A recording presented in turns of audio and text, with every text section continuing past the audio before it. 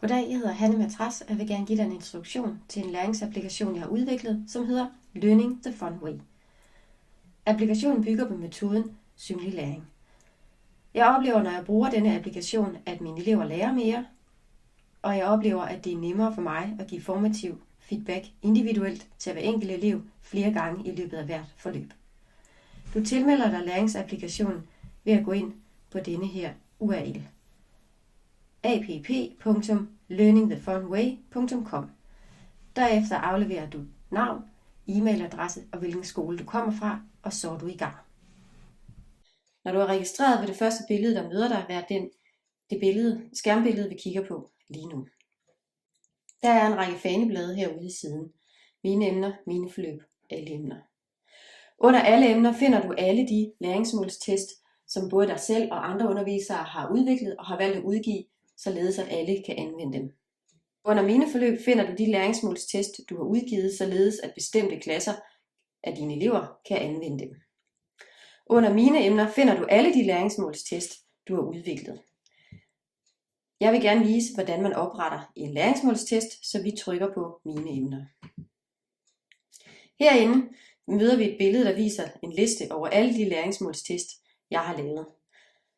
Hvis jeg gerne vil genfinde en bestemt læringsmålstest, er der en søgefunktion herover. Det kan være, at jeg gerne vil finde en læringsmålstest, der er lavet til kemi, så kan jeg vælge at søge på det. Det kan være, at jeg gerne vil gøre det endnu mere specifikt og sige, at det skal være en, der handler om baser. Og på den måde får jeg reduceret antallet af læringsmålstest, jeg får vist herover. Det kan også være, at jeg gerne vil oprette en helt ny, og så trykker jeg heroppe, opret ny. Herinde skal jeg give min læringsmålstest et emne. Den læringsmålstest, jeg vil lave i dag, den er henvendt til jer, der er brugere af Learning the Fun Way. Så emnet er selvfølgelig Learning the Fun. Hernede i beskrivelsen er det muligt at lige give en kort beskrivelse af, hvad læringsmålstesten dækker over. Hvis man har tænkt sig at udgive læringsmålstesten senere, kunne det være hensigtsmæssigt at oplyse, hvilke dele af kernepinden, som læringsmålstesten dækker, samt hvilke materialer man eventuelt har undervist efter i forbindelse med læringsmålstesten. Der er også mulighed for at angive, hvilket niveau den henvender sig til. Den jeg er ved at lave til jer, den henvender sig til begyndere, altså nye brugere af Learning the Fun Way, så derfor kalder jeg det begynderniveau. Hernede angiver man, hvilket fag testen henvender sig til. Det kunne være dansk eller kemi, eller hvad man nu ønsker. Jeg kan vælge at kalde faget Introduktion til Learning the Fun Way. Så er der en knap, der hedder Udgive. Der kan man trykke, hvis man allerede nu ved, at man ønsker at udgive den her test, så alle andre brugere af platformen kan anvende den. Det er også muligt at gøre det senere. Så trykker man Gem. Så er vi allerede nået derhen, hvor det er muligt at begynde at skrive de læringsmål, der skal indgå i læringsmålsevalueringen. Jeg forestiller mig, at I derude har en række spørgsmål, I gerne vil have svar på i forhold til den her applikation, og det er de spørgsmål, jeg vil stille i denne her læringsmålstest, som jeg laver til jer.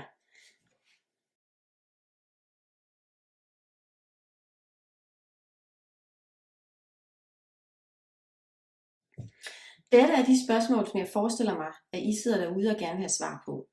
Først og fremmest, hvorfor giver det mening at lade mine elever evaluere deres eget læringsniveau før, under og efter et forløb? Hvordan kan jeg lave min egen test? Hvordan kan jeg udgive min egen test? Hvordan kan jeg invitere mine elever til at tage min test? Hvordan kan jeg lade eleverne tage den samme test i løbet af et forløb? Hvordan kan jeg genbruge min egen test til en anden klasse? Hvordan kan jeg anvende en test, en anden lærer har lavet? Alle de spørgsmål vil jeg forsøge at besvare i den her video. Men nu har jeg nået til det tidspunkt, hvor jeg har fået opskrevet alle de læringsmål, jeg gerne vil have, der indgår i denne selvevaluering, og så publicerer jeg. Her er der mulighed for at stile selvevalueringen til en bestemt klasse. Da jeg laver en test til brugere af Learning the Fun Way, kalder jeg min klasse brugere af Learning the Fun Way. Og så trykker jeg Udgive. Så kommer vi hen til et andet sted på platformen. Her kan vi se, at vinduet er opdelt i 3 felter. Vi har et opstartstest, midtvejsevaluering og afslutning. Hvis du gerne vil invitere dine elever til at tage selvevalueringen, er det det her link her, som du skal stille til rådighed for eleverne. Hvis vi trykker på det, kommer vi hen og ser, hvordan det ser ud fra elevens side af. Det link, som eleverne skal have adgang til for at kunne deltage i selvevalueringen, er det, der står heroppe i URL'en. Jeg arbejder på en skole, hvor vi anvender Lectio som kommunikationsmiddel mellem lærere og elever.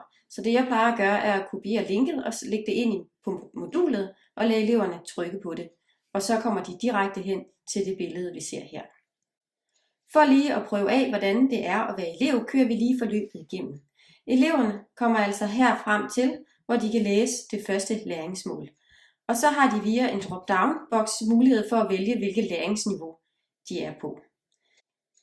Jeg gør et stort nummer ud af at fortælle eleverne, at første gang de laver en selvevaluering, så forventer jeg ikke, at de alle sammen allerede er eksperter inden for et bestemt område. Og da vi skal lade som om, at vi gennemløber denne her læringsmålstest første gang, er vi absolut heller ikke eksperter, så vi har selvfølgelig ingen anelse om noget som helst. Og så trykker vi næste.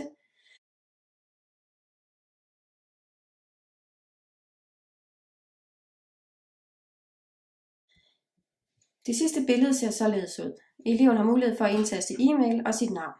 Grunden til, at de skal indtaste deres e-mail, er, at anden gang de skal gennemføre den samme læringsmålstest, får de tilsendt en e-mail med et link i. Dette skal gøres for at koble deres første svar til deres andet svar, så de kan måle deres læringsmålsudvikling. Vi har taget højde for GDPR, som I kan se hernede. Men jeg indtaster e-mailadresse og navn og trykker send. Og så får eleven det her output. Udenom spindelsvævet er der angivet de læringsmål, som eleven har vurderet sit eget læringsniveau på.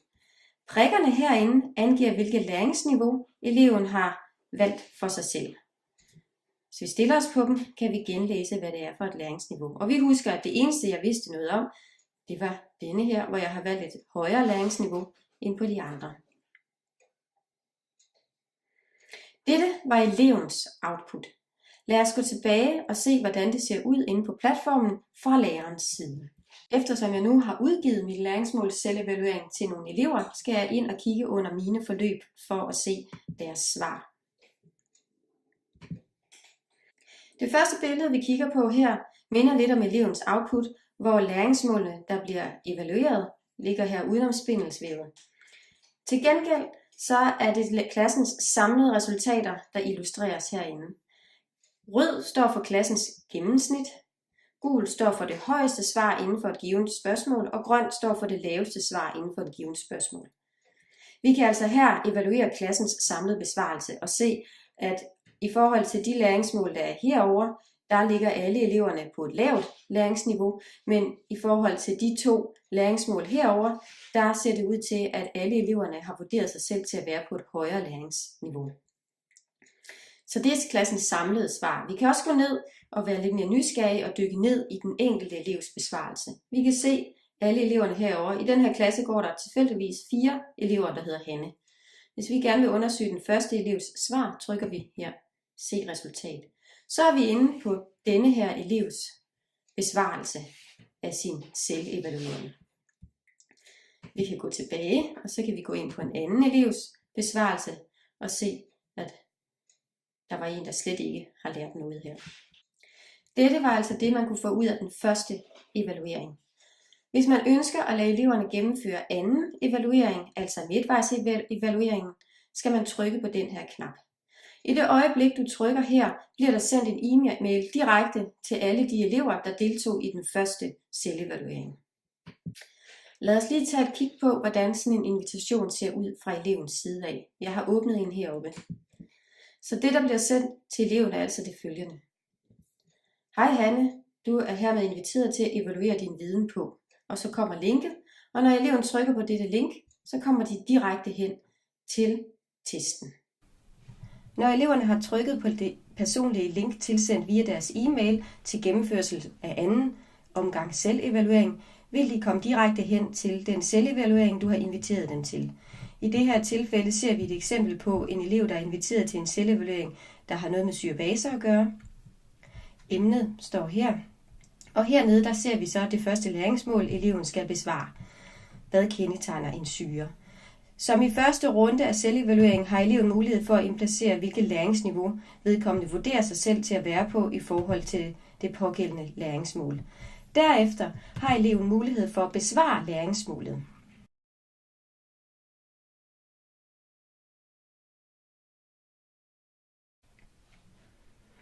Når eleven har besvaret sit læringsmål så godt som de kan, trykker vedkommende Next og kommer frem til det næste læringsmål.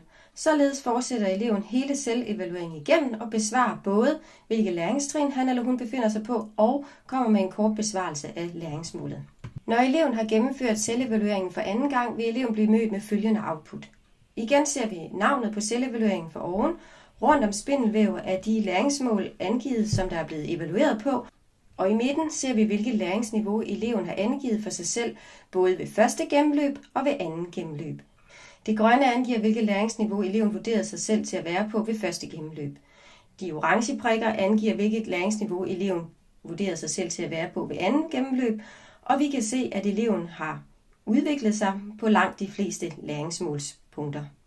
Nedenunder kan eleven se sine besvarelser for alle læringsmål. Da jeg kun har besvaret det øverste læringsmål, står der ikke nogen tekst ved de andre, men det vil der selvfølgelig gøre ved eleven. Jeg vil nu vise og forklare, hvordan det er muligt som lærer at give individuel feedback til elevernes besvarelse af deres læringsmåls selvevaluering. Jeg går ind under mine forløb og finder den klasse, jeg gerne vil evaluere på.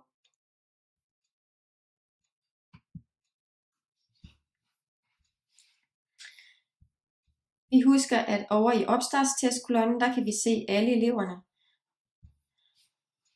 Nu har eleverne gennemført selvevalueringen en gang til. Jeg inviterede dem ved at trykke her, og jeg kan se, at der er indtil nu er 4 eleverne, der har besvaret den.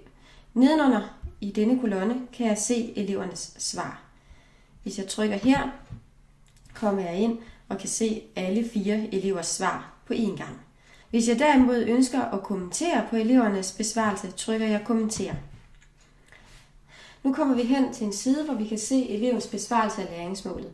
For oven står det læringsmål, der er blevet besvaret. Her står elevens navn, og i den her rubrik er elevens besvarelse angivet.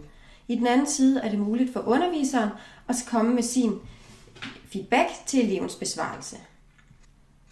Når man har udfyldt kommentarfeltet, kan man trykke på kommenterknappen, og kommentaren eller feedbackbeskeden ryger derefter direkte tilbage til eleven, så vedkommende kan se den.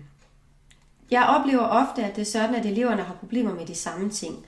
Derfor kunne det godt tænkes, at jeg kunne anvende den kommentar, jeg har givet Johanne, til en af de andre fra klassen.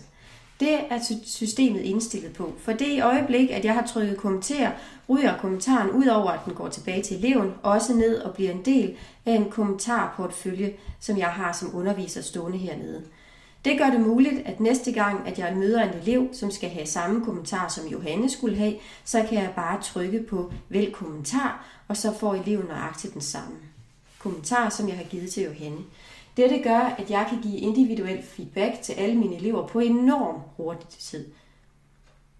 Jeg vil nu gennemgå, hvad der skal ske ved tredje gennemløb af selvevalueringstesten.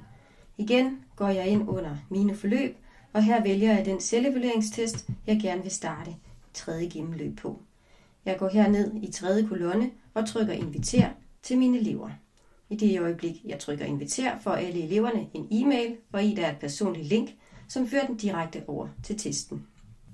Elevernes billede vil denne gang se således ud. Igen står målsætningen, der skal evalueres på her, og eleven har mulighed for at vælge sit læringsniveau.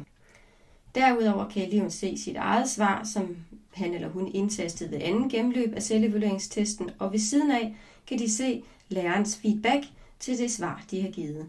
Herefter er det muligt for eleven at gå ind og redigere i sit eget svar. Når eleven er tilfreds og er færdig med at redigere, trykker eleven Next.